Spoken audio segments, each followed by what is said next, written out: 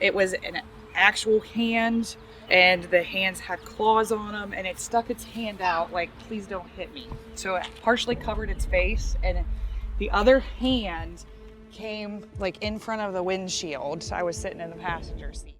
From haunted houses to alien invasions, from true crime to pure chaos, we bring you the fear and the fun, only on Panic TV.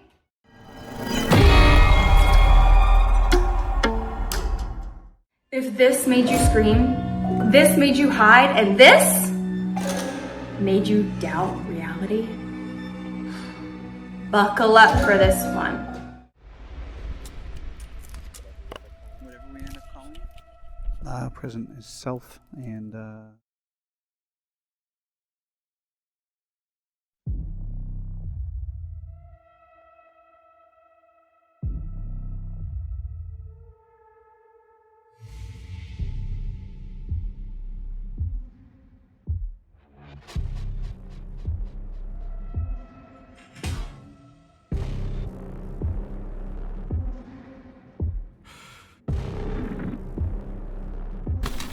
so if I just leave this clip back here, do you think it'll pick up enough to be meaningful? Where do you want to start? Seth's got all of these witnesses that have talked to him. They're describing or categorizing as Dogman. This subject in particular sort of makes him uncomfortable because it seems like there's so much more of a spiritual or non-material kind of element to it. What are the odds? I'm only slightly more stitious. Oh, You might say that's a synchronicity.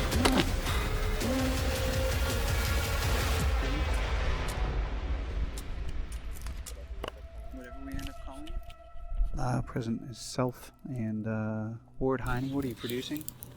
I don't know. Producer director, yeah. Producer director. And Justin, give me your last name again. Domhoff. Domhoff. Dom. Dorhoff. D-O-M. Domhoff. Justin Domhoff. Wow. What's your That's a good credit? question. What do you want it to be? Name it. Camera operator? Tag along? Camera operator slash tag along. That's good. Alright, so the deal is that Seth came to me, it's been a few months ago now. He has a bunch of witnesses that he and Heather and the Small Town Monsters crew have interviewed and had cataloged to interview for their American Werewolves project. We get the opportunity to go interview these people, record their experiences, and check out some of the locations where they've seen things. And so we're just going to go basically have an adventure. And I think it's an interesting dynamic to have you guys both coming on the, I'm a little weirder, I'd say more open to the plausibility of a lot of this stuff. So it's good to have a more, more grounded perspectives. So we're going to be following your adventure. Fantastic.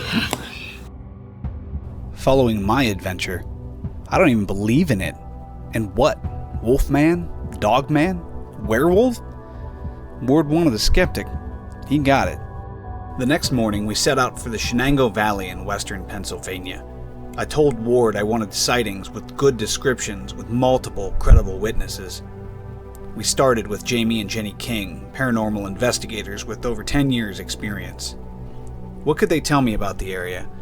And what had they learned with their unique approach to investigation? Looking for what are we? Yeah, There's so much overlap. To me, and it's there's a so werewolf. much. Yeah. Right. If you ask me, but it's not something I want to encounter. Right? Yeah. no, from what I've heard, no. I do not want to encounter that, no. And we're both in our 50s, but we met when we were 10 years old, so we've kind of grown up in this entire Shenango Valley, and So we know each other pretty well. pretty well, yeah. Really, I mean, our encounter, I don't talk about it a whole lot, Sure. but our encounter happened shortly after my father died, and he had passed away probably in March. I think it was March. And then it was like by September, Jenny said, you need to get back out and do things that you were doing, because I was kind of in this weird depression.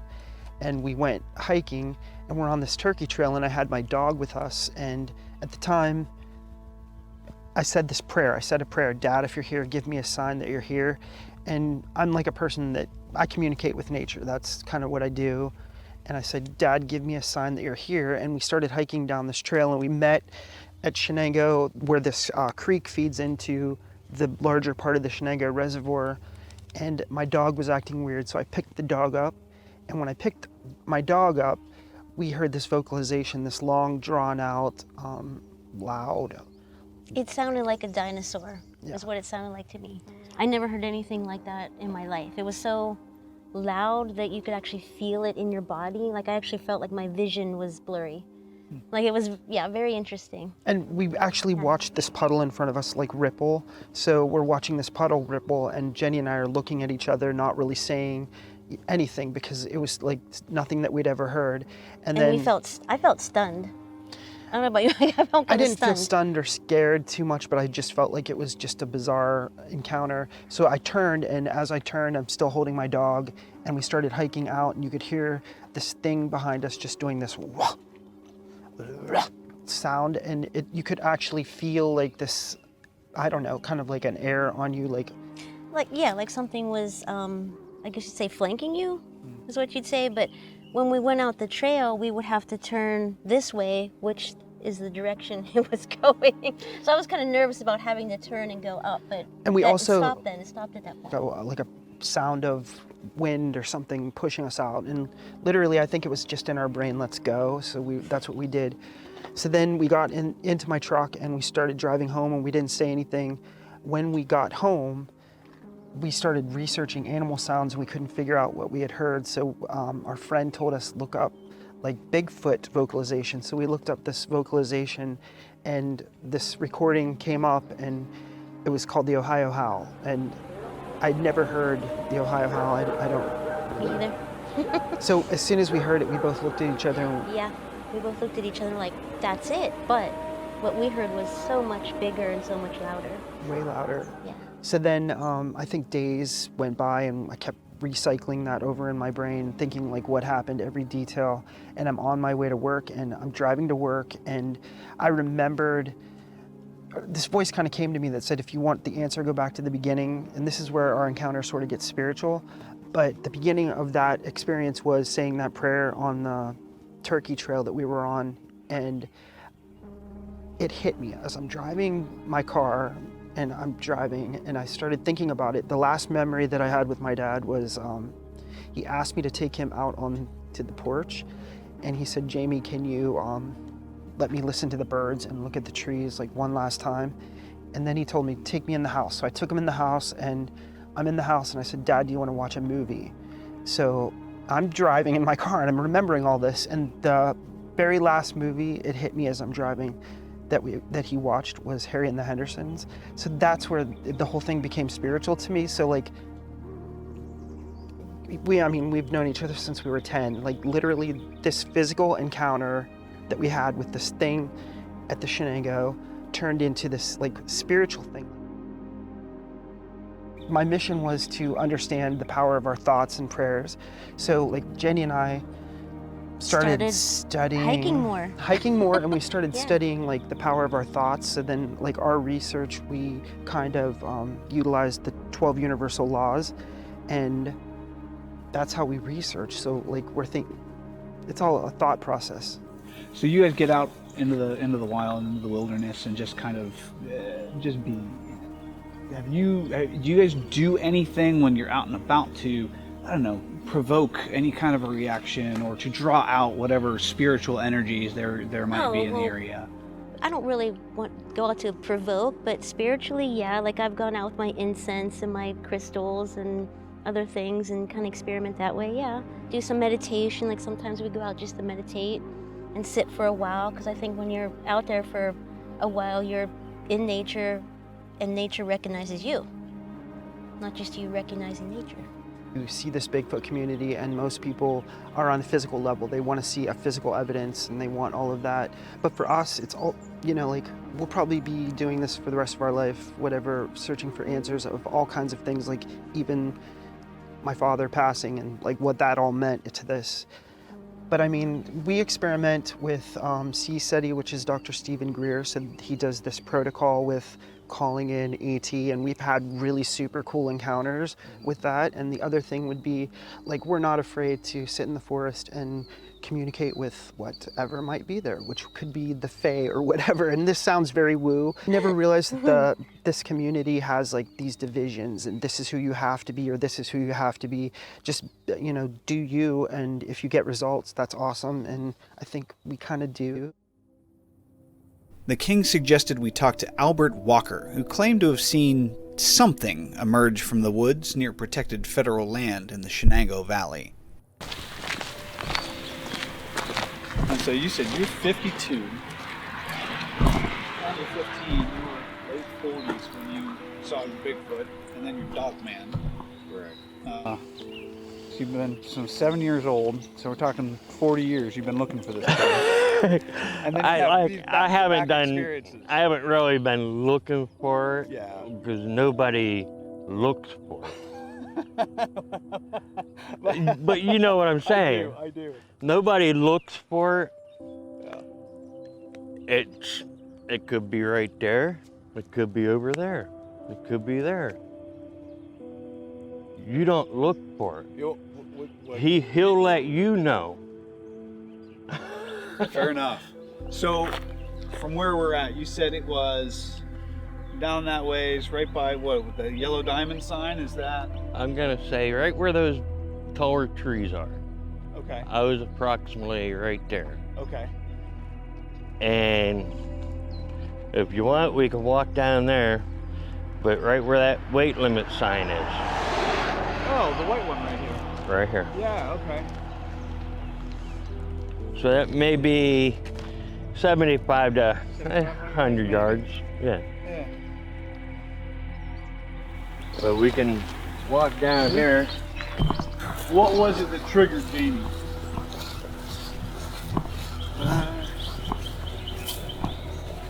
About it being right in this area. There isn't like a trail of some kind of animal right here. Came out of right in this area. So it steps out. Did you see it step down, jump over the ditch, or was it just into the roadway before you saw it? I see it went to approximately right here, and then it came here, and it kind of trotted across, not run, not like an animal. It stepped across. Because you think about it, about right there where those taller trees are, approximately where that deer sign is, maybe a little up. And it comes out here, and it kind of like goes across, you know, at a pretty good pace. It was a slender figure. I'm gonna say approximately 175 to maybe a little over 200 pounds. Okay. Approximately 6 foot, 6.5 foot. Okay. I did see a nose on it. Okay. But not human. No, Okay. no. What would you, if you had to say what it was? What do you? A dog standing up on hind legs and going across. It was a bigger head on it. I could see the nose, and I seen this side of the ear Okay. Sticking up. sticking up. Okay. It didn't run. It trotted across the road. Took maybe 5-6 steps going across. I had enough time to get across before I got there. Gotcha. Okay. This was the same forest where the Kings had done a great deal of investigation, the Golden Run Wildlife Area. What did I need to know about these federal lands? Was there something in their history that could help explain these experiences? A lot of the tribes that were around here, like the Shenango is the Shenango, let me say it right. It means a beautiful one. So it was Yeah. like this indigenous person that lived amongst the other tribes. And then you have the Lenape, which the other part of the Shenango closer to the swampy area is Lenape land. So that they have a name for Sasquatch, which is Masingwa. And 𝚘𝚘𝚗𝚒 is something that, like, I'll use that word, 𝚘𝚘𝚗. It's actually a longer word, but I'll use that and say it out loud, and I'll say some of the tribal things, like the noises that they believe it makes, and then see if we get responses. And we've had things happen. I should tell you a little more about that location. Yeah, great. Please. Okay, so that location, when the 𝚘𝚘𝚗𝚒 was built in 1965 or 67, somewhere around in the 60s, they used eminent domain. So eminent domain was, they told people they had so long to get out of there, and they vacated their property, and then they flooded it for the water control. Yeah, not everybody left. Not everyone left, Yeah. but I believe people died, and I believe that cemetery, there were cemeteries where bodies washed up. They said that they relocated them, but they really relocated the bodies, stones. So it's very, very haunted. And, you know, there's that element. Right. So what is it about the two experiences, insofar as you know, the conversations that you've had? Right. What makes them different, and why are they being classified differently in your mind? Okay, and so on your map. I would say that the reason that they're classified differently is because the Lenni Lenape tribe that's been in this area, and I've spoken with I think 3 different people that belong to that tribe. They say that there has been this like rivalry between the Sasquatch and this thing Dogman. So that's maybe why. I mean, I don't really have an interest in seeing something that's like a dog that could eat you. I don't like putting labels on something, but I guess if Fair as enough. a kid that grew up watching movies, werewolves seem bad. But I mean, like, I don't know. You would have to ask one of them if you ever get a chance to speak to indigenous people. Yeah, It's I'd always love to. good too. I don't know, I used to have nightmares about werewolves when I was younger. Oh yeah, I can see So, you know, talking about Dogman, it makes me think of the nightmares I had when I was like from like 13 to 16. Kid you not, I had all these nightmares all the time about werewolves. Can I ask you to tell us about one of them? Oh gosh, one of them. You can feel free to say no. Like, I get it. Wow, it's just the nightmares that I would have would be in the nightmare, in the backyard, the sun would be just coming up and there would be a werewolf, and then I guess what you'd call like just regular wolves on all fours, and it would want to come in the house. It would want me. And I'm like, oh, it was very scary. I just had these nightmares for, like I said, like 3 years, and I actually trained myself how to wake myself up because they were so scary. I'm like, I can't. I would actually just wake myself up. I'm like, Jenny, please wake up. Tell them about that other thing. What thing? I mean, we've known each other since we were 10, so I remember her telling me this one story. Tell them. Which one? The eyes. The eyes. Oh, that was, yeah, I was in the bedroom and my mom and dad were at a party. This is on the weekend. I'm at home by myself. I'm an only child. And I'm just in my bedroom and I'm listening to Duran Duran, and I got my music on and candles, but I blew the candles out and there was one little night light on, but when I looked in the window, there were these 2 like gold looking, looked like eyes floating in the air. And I wasn't scared, which is amazing. How I wasn't scared, I don't know, but I saw these eyes. But underneath that window is the steps to the basement, so there couldn't be anything standing there. And somebody said, well, maybe it was an owl. I'm like, I guess that's possible, but the eyes were pretty big. I'm like, I don't know. Listen, That was pretty we've interesting. known each other since we were 10, so I literally remember her coming to Yeah. school telling me this. It and I'm was a like, long this is time so ago. Crazy. You said you had candles lit. Were your candles for ambiance, or you've talked about using incense as well Yeah. to kind of? Oh, now you're help going to you get to go connect. know me even better, because I was actually, I think I was 16 years old, and I was actually doing, I don't know what you want to call it, because at that time, I didn't know what to call it. I was just lighting candles and playing music, and I was almost doing like something like I guess it was kind of like a ritual that I was doing. I guess you could put it that way. I would say that now. At the time, it was just something that felt like I wanted to do, because I was putting something out to the universe, which I understand that a little bit more now. Sure. But at the time, you know, I didn't. So I don't know if I conjured something or. Have you pursued any kind of, I don't know, magic rituals, anything else? Have you sought out more knowledge in that realm? Oh yeah. Now that I'm older, I definitely have looked into Of course, like, you know, Wicca or something like that. But I wouldn't say that I'm actually a witch. I would say I'm just kind of like a child of nature and the universe. And when something feels right, then I'll go with it. Because to me, maybe like spiritually, or it's like an inner knowing, I just go with it. How early how young were you when you started performing those rituals?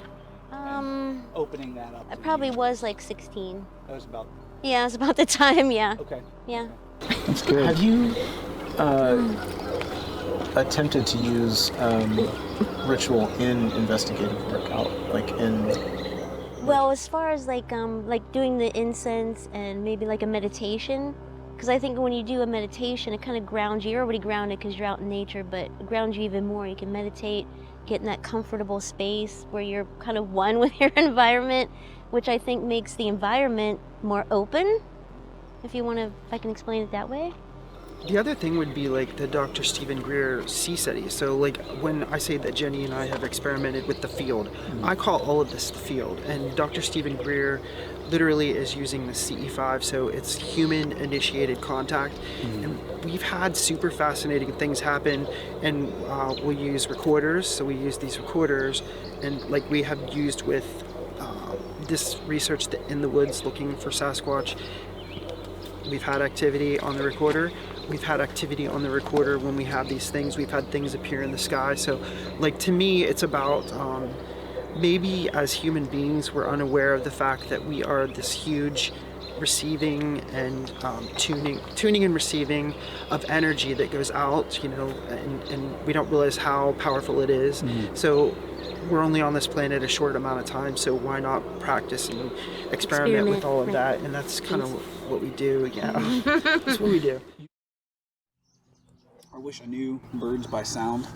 Yeah. We're walking back through that wooded area. There's a lot of activity and very cool voices, but I know Bert by sound. Jamie has been in that area doing research prior to him seeing the thing, coming out of that very section of woods. That seems interesting to me. Interesting in what way? Well, decode that for me, because it feels pregnant. Yeah, so insofar as I have any kind of like theory of what's going on already, it would not surprise me if around an area where there's all of this intention and energy being put into finding stuff, someone comes along and sees stuff. Our next witness was Doug Leith. His experience occurred very close to Bert's, both in time and in proximity. We met him at a local coffee shop to hear his story. It was like in December of 2014, I worked at a local place outside of Mercer. It was called Chevron. They made towing equipment, and I worked night shift. It was a 10-hour night shift. And that night that I was coming home, that I saw whatever I saw, we usually got off at like 3 o'clock in the morning. So it was late, you know.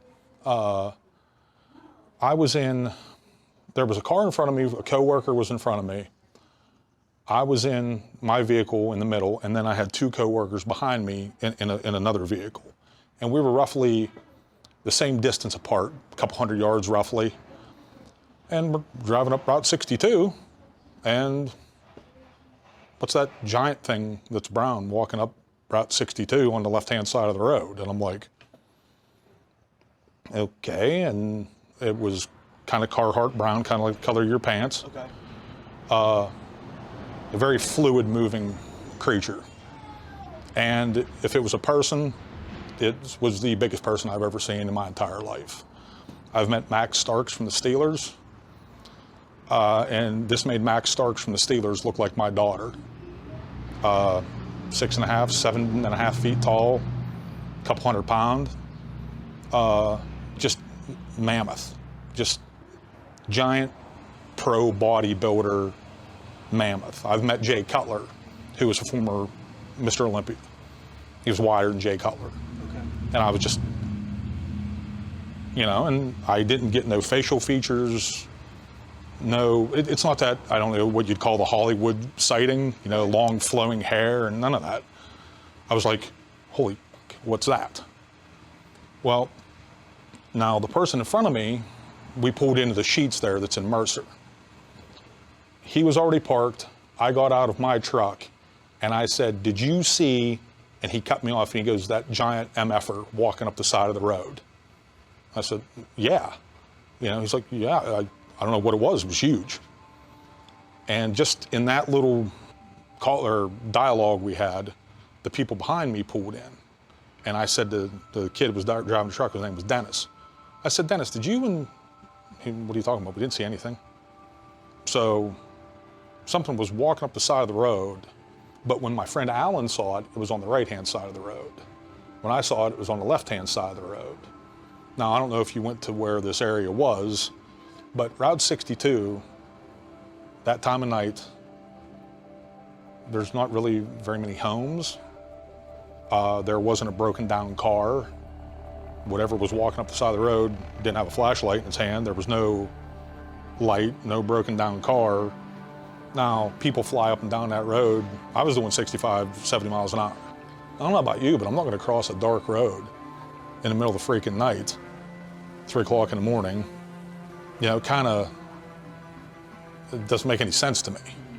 I didn't see a person walking up that side of that road. There's no way. The gait of how it moved. Can you describe that movement at all? Smooth.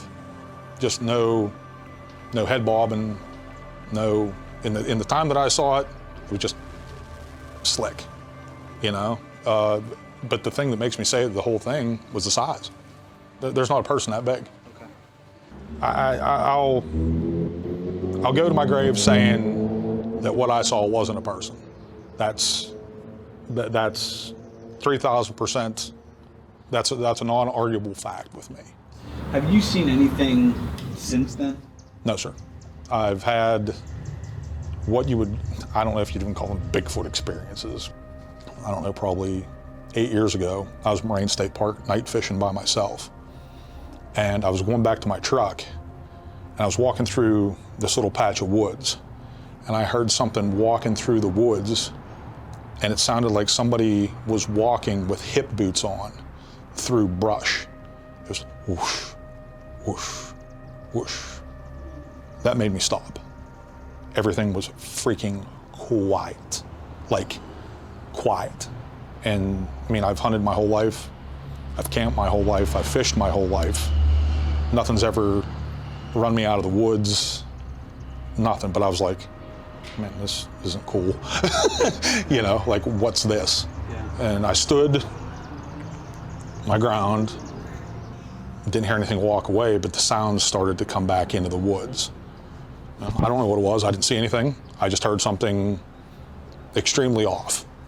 But when you stop and you're like, I don't know, dude, maybe you shouldn't kind of be here right about now.